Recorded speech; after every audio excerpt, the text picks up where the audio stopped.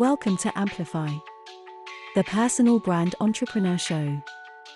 Today on the show, Bob is speaking with Mike Michalowicz.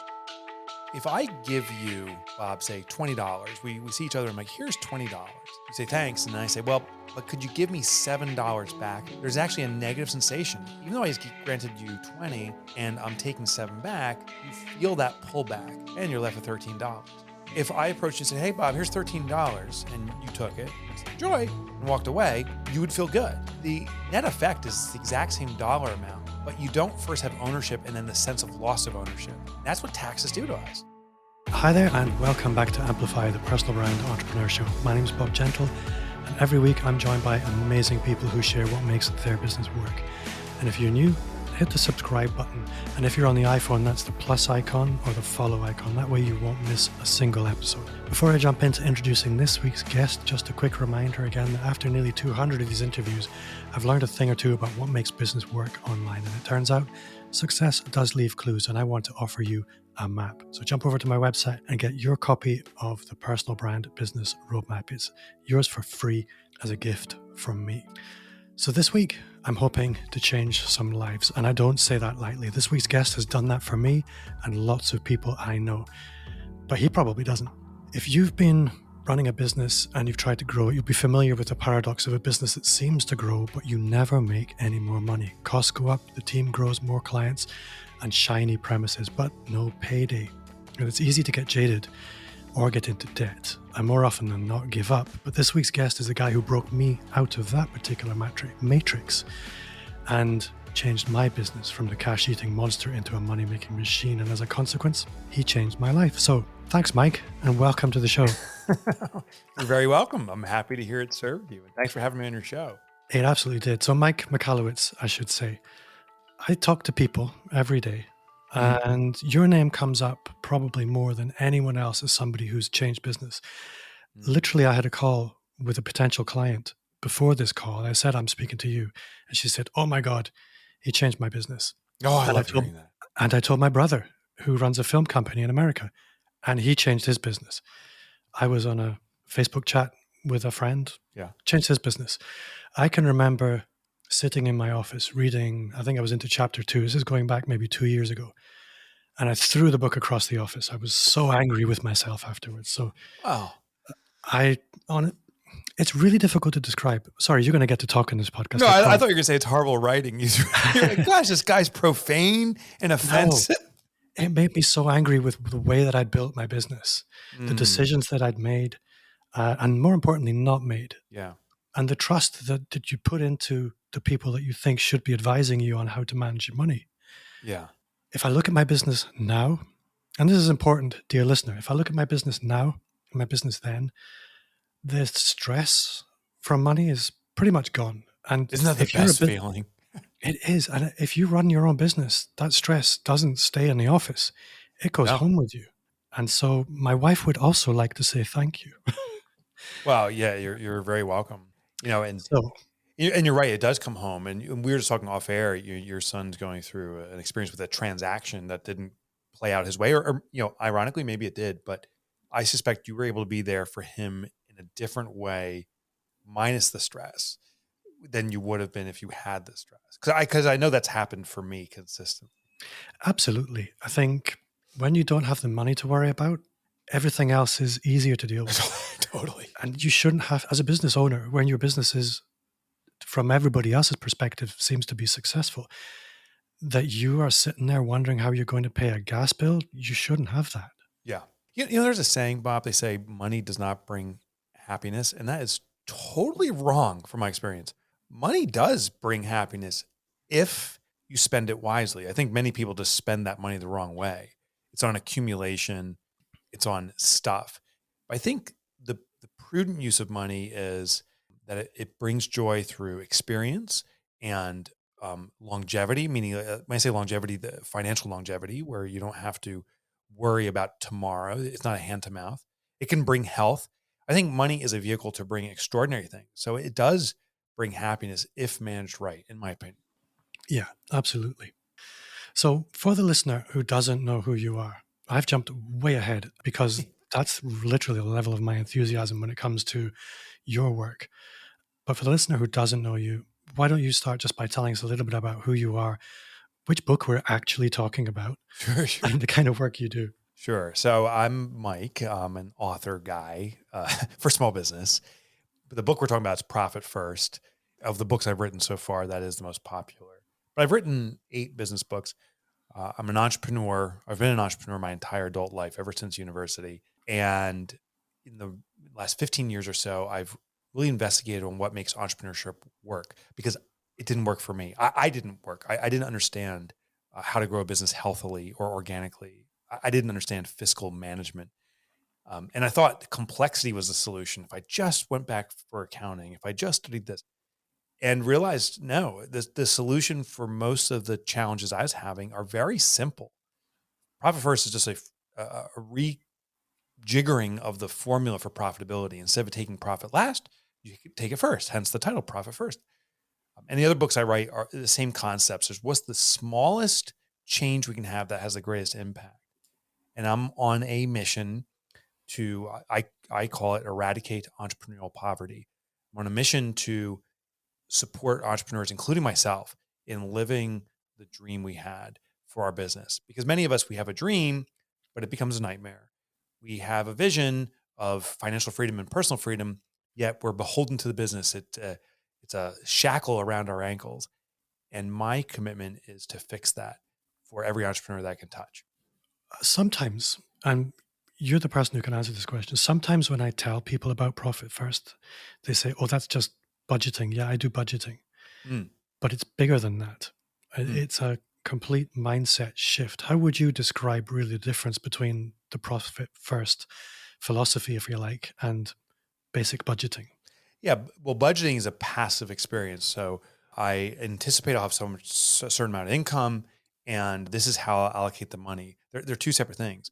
Profit First is an active behavioral management system, meaning to implement and do Profit First properly, as we set it up at your bank. And the reason we set up these accounts at your bank with different intended uses is because that's where most entrepreneurs go.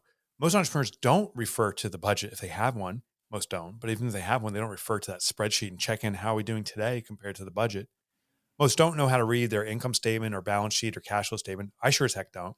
I even question my accountant really knows how to read all those statements.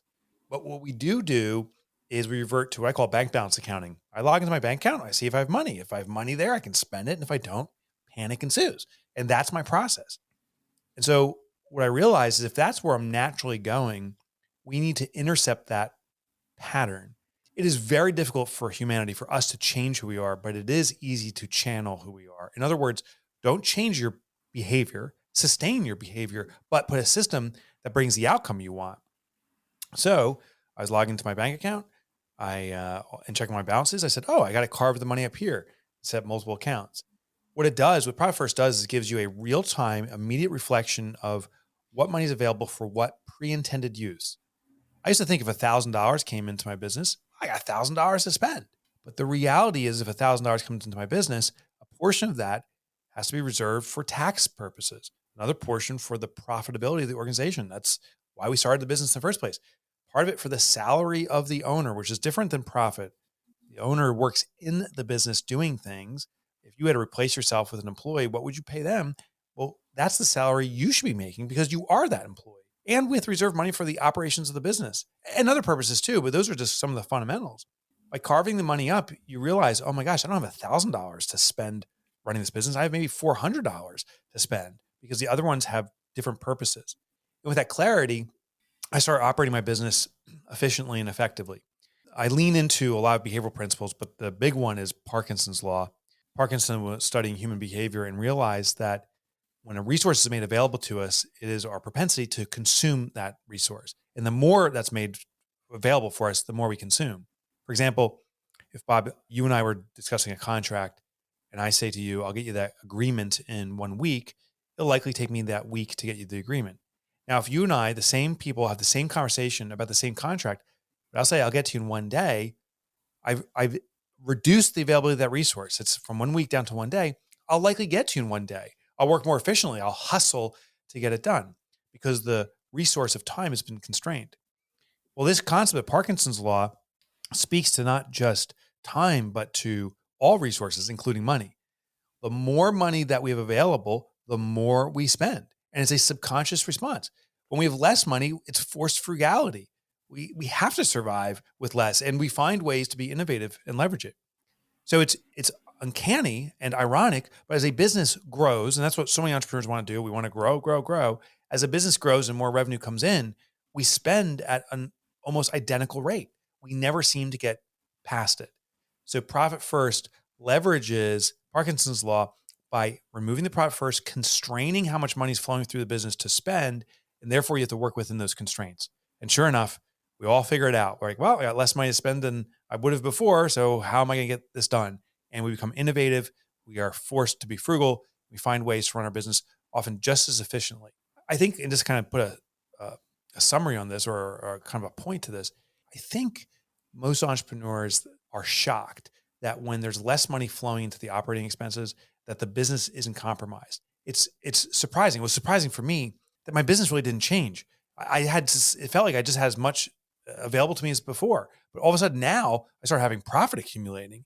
It emboldened me. It made me more confident in my decisions. I was able to dictate bigger margins and to turn down customers or clients that weren't a good fit and pursue the ones that were because of that. It's the irony, but the more a business focuses on profitability, we consistently see this. We have over 600,000 companies that have implemented Profit First. I consistently see that they actually grow faster than their contemporaries as a result. Yeah, I think the way I often feel is like this boxer that's been in the corner getting pounded and pounded and pounded for years. Yeah. And suddenly I can move around a mat and I'm flexible and I'm dynamic and I can move around. And it makes such a difference. I mean, a great example is this is the second attempt at this interview. I had to cancel on you. Can you imagine? I know. I'm sorry. Your computer bit the dust or something, I heard. Well, it did. And I had to replace my Mac and I had to replace my microphone.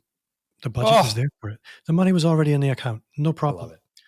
Additionally, I looked in my account software the other day and with a bit of a flutter in my chest, I thought, oh my God, my tax bill is going to be 16 grand. I spoke to my wife. Yeah, the money's in the account. There's no problem. That was the conversation for the 16 grand tax bill. Done. No stress, no drama. Yeah. This is the practical application of Profit First for me, is all the dramas come out of money. And I think for a lot of people, they're accustomed to dealing with in the US, you have a CPA. Here we just call them accountants. Yeah.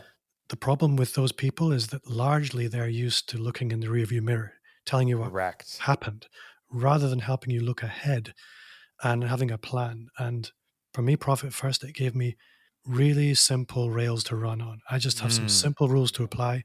It's like you described, you could write this on a napkin. It's that simple. Yes. And yeah, if the money's not there, you don't do it. Can't spend it, right? Yeah. There's a phrase the whole or tube of toothpaste. Oh yeah. I share the tube of toothpaste story of right. So, and that's a great demonstration of Parkinson's law. If you have an empty tube of toothpaste, you'll keep squeezing out toothpaste. An empty tube can last you a month when a brand new one seems to go through in a month. And that's Parkinson's law. The more scant a resource, the more disciplined we become in using it. And so you were going to say something. Yeah. So the funny thing is you were mentioning taxes. I just thought there was a funny antidote. I'm really lucky. I get emails from readers of Profit First hourly, usually 3 to 4 an hour, and around the clock. And it's the greatest thing for me because I love hearing the feedback. It gets me excited. The funniest thing though, Bob, is it's when tax time rolls around is when I get the highest volume of emails. They triple up. And the first time I saw an email come in during tax time and the subject line said my taxes, I was like, oh gosh, here we go. What's this person gonna say? And they said, I'm jumping for joy right now. I just paid my taxes. And other people start giving feedback like, this is such a fun thing to do, paying taxes. I'm like, how can this be? Before, taxes was the worst thing. You wanted to shoot the tax man. Now we're celebrating this. And what was interesting is there's another behavioral phenomena that is employed in Profit First, and it's the concept of ownership. If I give you, Bob, say $20, we see each other, I'm like, here's $20. You say, thanks. And then I say, well, but could you give me $7 back now? There's actually a negative sensation. Even though I just granted you 20 and I'm taking 7 back, you feel that pullback and you're left with $13. Now, interestingly, if I approached you and said, hey, Bob, here's $13 and you took it and I said, enjoy and walked away, you would feel good. the net effect is the exact same dollar amount, but you don't first have ownership and then the sense of loss of ownership. And that's what taxes do to us. We generate income through our business, and then the tax man comes a knocking, and the money we generated gets pulled back out of our pocket. With Profit First, setting up these accounts at your bank, when the money rolls in, we immediately allocate the portion toward the tax responsibility before it ever touches your pocket. So it doesn't go into owner's pay and then get transferred out. It doesn't go into to the profit account. It goes right to taxes. So then when the tax time comes, we don't experience that sensation of, oh, it's coming in my pocket. Conversely, it actually feels like the business is caring for us. The business is paying for it on our behalf. So it actually becomes a celebration. It's like, oh, my business took care of this for me. And I didn't have to pay a dime. And while we can go into the logic all day long that this is a shell game, and I hear that regularly from people, it is a behavioral system. That's the part I think that people miss out on and get confused about. It is our behavior that when we don't feel it coming out of our own pocket that we feel good. And that's why I see people and myself celebrating tax time when it rolls around, because the money's been pre-reserved for its purpose. Yeah. And I think the Parkinson's law works the other way as well, that those businesses that tend to generate the most revenue, often they can be the most frivolous with their money. And then the tax season comes around and they have to go hard on sales. That's exactly And right. very That's the quickly downside of Parkinson's law. The more of a resource is available, the more we consume. So we see that money piling up. We haven't allocated toward taxes. It's just piling up. We're like, oh, I can spend this. Let's grow. Let's push the business. Let me get me that fancy whatever I wanted for myself. And we do that. And then tax time comes around. We don't have the money, and panic ensues and disappointment and frustration ensues. But for the listener, you need to go and read the book. There's an audiobook. I don't really want to go too deep into Profit First, other than to say it will get you out of the situation where you're constantly trying to sell for yesterday's mistakes and being able to celebrate yesterday's successes. It really changed the game for me and for many, many other people. But you have a new book, Get Different. Yes. And I am about halfway through, and I think it's going to do the same for marketing that you did for Profit First. It's so well aligned with my own personal philosophy of marketing that everybody's so busy trying to be better than everybody else that everybody kind of blends in, just being a slightly different version of the same That's thing. right. And it doesn't work at all. And I remember when you launched the book, I saw a lot of Lycra, and you don't strike me as a Lycra guy. And perhaps you could tell us a little bit about Get Different, what that's about, who it's for, and the underlying principles of that. I'm sorry you had to bear through that Lycra video. It's something you can't unsee, unfortunately.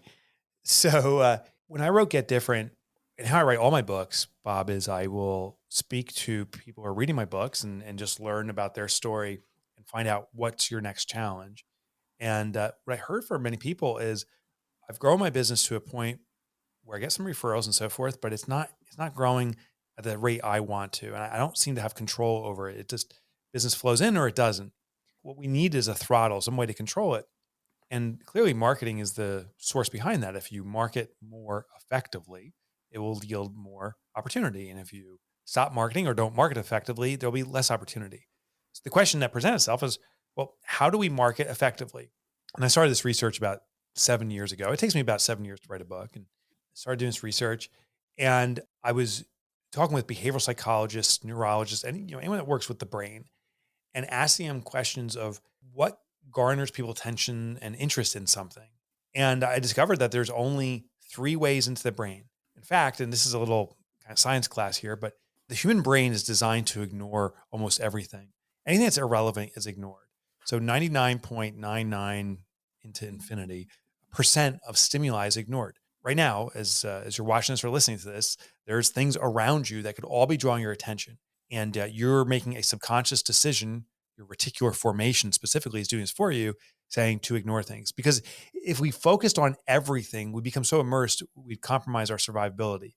You'd be immersed. I have a pen at my desk here, just staring at, why is this pen gray? And who invented the word pen? It could just go on and on forever. And now I'm starving to death or dying of thirst.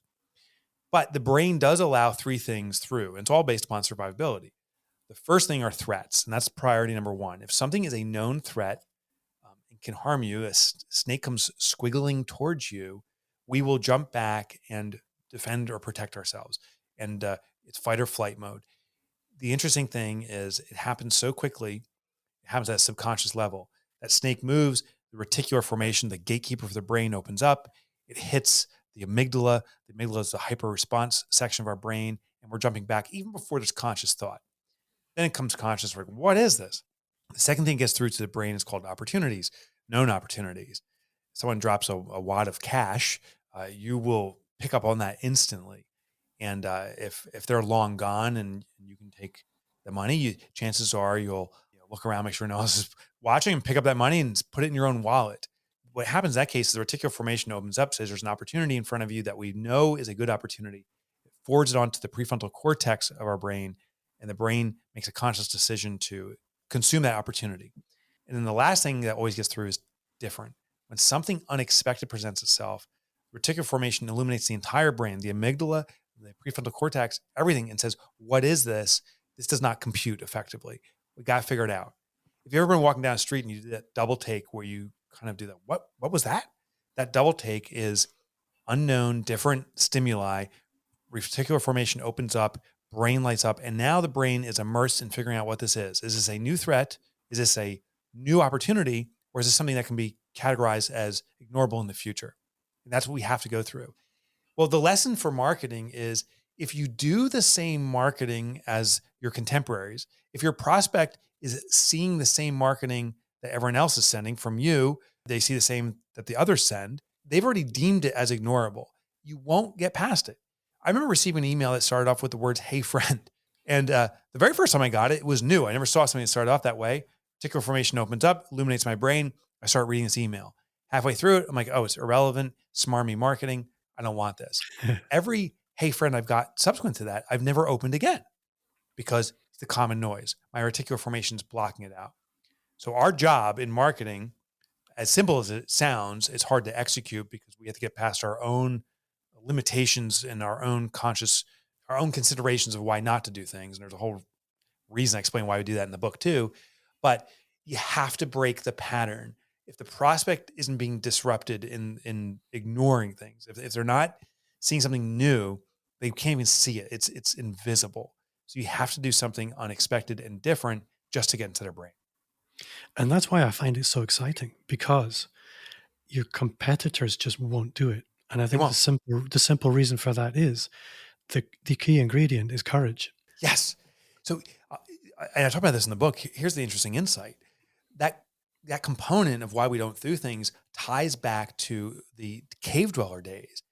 Back in the day, if I rejected the common approach of the tribe, like, yours like, hey, let's go hunt a woolly mammoth. And I'm like, no, I want to go hunting a saber-toothed tiger.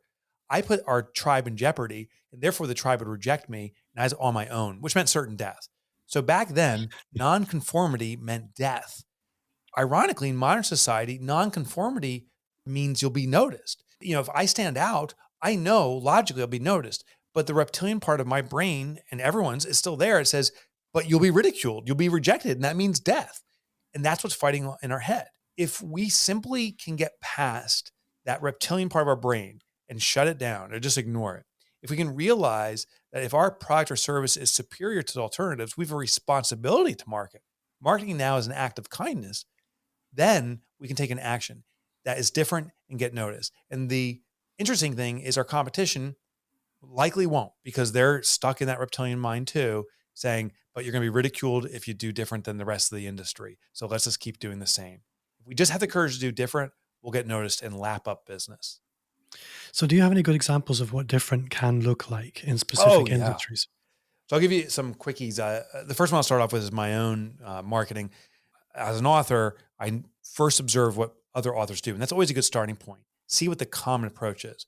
When another author introduces a book, they do an email blast, black text against a white background. So I said, okay, so that's the one thing not to do. What if I got rid of the black text and made it, white? And I was like, no, white text, white background, that won't work. And they said, oh my gosh, it'd be invisible. It would totally work. What if I sent out an invisible ink email? I sent out a marketing message. The subject line said, this is the first ever invisible ink email. Click and drag the content to reveal the message. And when you click and drag over text with the mouse, it turns blue and you could read the message. That was different and addressed the other elements. So the whole framework is called DAD. You have to be different, you have to attract, and you must direct.